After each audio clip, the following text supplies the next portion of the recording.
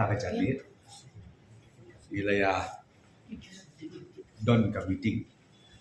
bagi nong yalam jo ka SSA school teachers jong ke jela mikla jong paro wei komunikatif group baka don ka agitation ka ba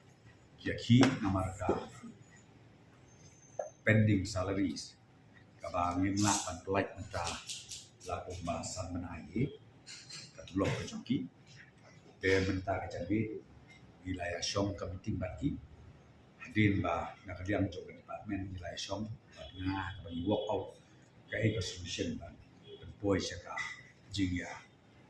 bakin call off non kata ini keciliki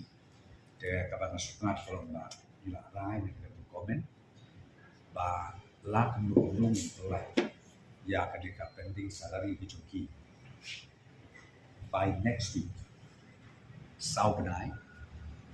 lang parla ba clear ko sa benai ka ustadi te de itu suara sau benai badadin bang layo pada ya ka fon nang pre ko deli in supply ka ku kaji ka ku ka entitlement kide ban yo hapo ki school ki kata kadika kita ko but nang ta shu ka don ki kren da kam ta ku ban pen ha ku ki patulok ka jonki te ya kan ni rong la patai ki pe ni nampak dia keren mata ya ka enhancement dari department he patulok dari ka ban kong he swang ni keren ba ngin bu menta data commission ka education commission ka ba dei lamba jong ni commission barok ki grievances barok ki issue ba dei ka menta ka job na menta ka education department ka ba nanduk ka primary level hadu ka higher secondary level ba kani ka commission kan study kan page na dok senang kenang ba kumo pi kindon ki recommendation ki ba ki ai chan na ka menta ka quality education na ka menta ki grievances ki ba let's say ki kai udah ba kunju na menta kuno panang pendidik pendidikan yang nang school but sol but no kodok bahkan lo standar education joki